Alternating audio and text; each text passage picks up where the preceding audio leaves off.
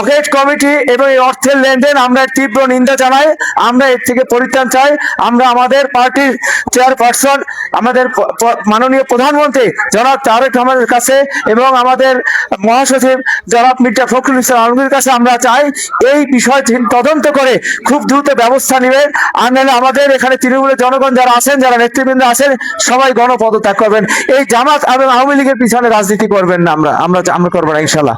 বক্তব্য শুনলে মনে হতে পারে তিনি যেন বিএনপির দীর্ঘদিনের ত্যাগী ও পরীক্ষিত এক নেতা। কিন্তু প্রশ্ন হল, আওয়ামী লীগ সরকারের পুরো সময় জুড়ে বর্তমান ক্ষমতাসীন এই দলের জন্য তার ভূমিকা আসলে কি ছিল?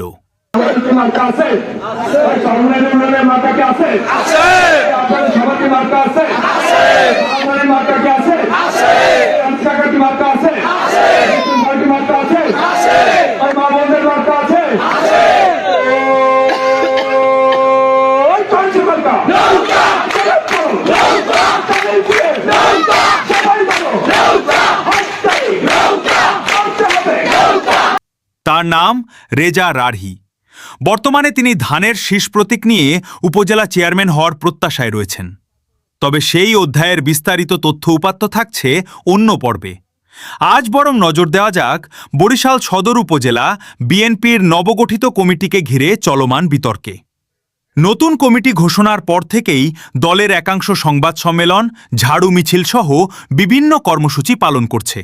তাদের অভিযোগ, কমিটি গঠনে ত্যাগী নেতাকর্মীদের মূল্যায়ন করা হয়নি। অন্যদিকে কমিটির সমর্থকরা এসব অভিযোগকে রাজনৈতিক উদ্দেশ্য প্রণোদিত বলে দাবি করছেন।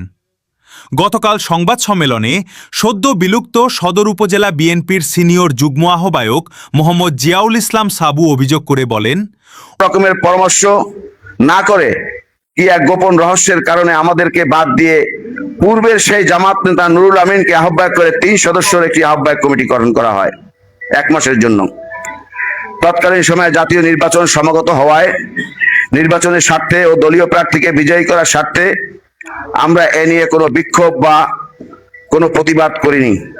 আমরা লক্ষ্য করেছি এই 3 সদস্য কমিটির কারো সাথে সিনিয়র যুগ্ম আহ্বায়ক আব্দুল সালাম দাঁড়ি এমনকি জেলা কমিটির সাথে কোনো রকমের পরামর্শ না করে উক্ত জামাত নেতা নুরুল আমিন 161 সদস্যের একটি কমিটি ত্যাগীদের বাদ দিয়ে 12/7/2026 তারিখে দলের সিনিয়র যুগ্ম মহাসচিবের স্বাক্ষরিত একটি পকেট কমিটি অনুমোদন করে আনেন এবং তা প্রকাশ করেন।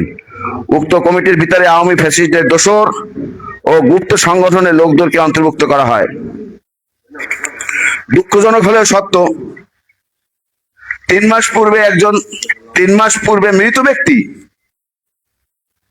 এই কমিটির এই তারিখে 12 তারিখে যে কমিটি অনুমোদন হয়েছে সেই কমিটিতে অন্তর্ভুক্ত হয়েছেন। তার কমিটি নম্বর 107।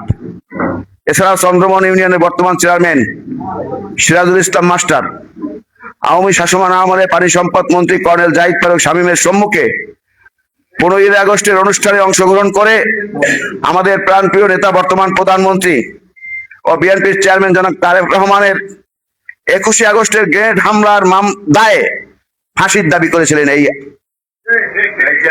এই চেয়ারম্যান সিরাজুল ইসলাম মাস্টার। তাকেও আমরা বর্তমান কমিটির 22 নম্বর কর্মীকে সদস্য করা হয়েছে। প্রিয় সাংবাদিক ভাইরা, বর্তমান আহ্বায়ক কমিটিতে 11 নং কর্মীকে ওবায়দুল করিম তুহিন নামে একজনকে যুগ্ম আহ্বায়ক করা হয়েছে।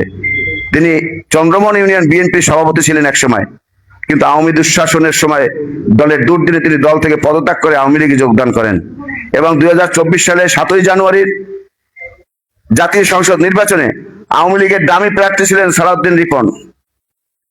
তার প্রধান সমন্বয়কের দায়িত্ব পালন করেন এই চন্দ্রমোহনের নেতৃবৃন্দ এখানে আছেন, আপনারা জানেন। চন্দ্রমোহন ইউনিয়নের সদ্য ঘোষিত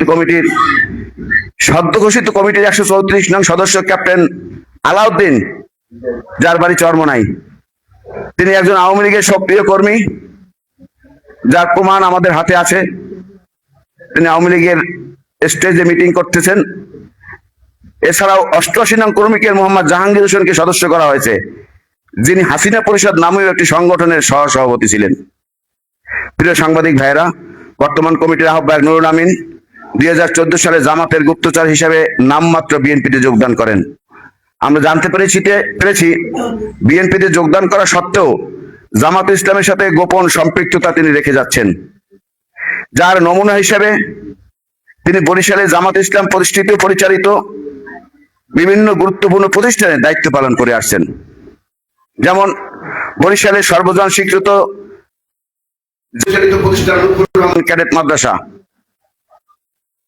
তিনি সেই মাদ্রাসার একজন পরিচালক ও অর্থ সহায়তাকারী, যে প্রতিষ্ঠানটির মাধ্যমে জামাত শিবিরের কর্মী তৈরির কারখানা হিসেবে পরিচিত।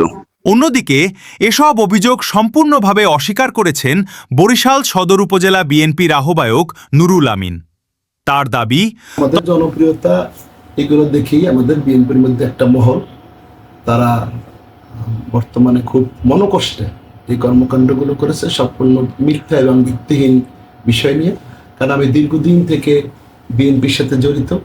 2003 সালে আমি 27 নম্বর ওয়ার্ডের অ্যাডভোকেট মুজিবুর রহমান সরোয়ার যখন মেয়র ইলেকশন করে, সেই 27 নম্বর ওয়ার্ডের সিটি কর্পোরেশনের আমি ছিলাম, কনভেনার ছিলাম, সাইকেল মার্কার, এবং সরোয়ার ভাই সকল মিছিল মিটিং প্রোগ্রামে আমি সবসময় জড়িত ছিলাম।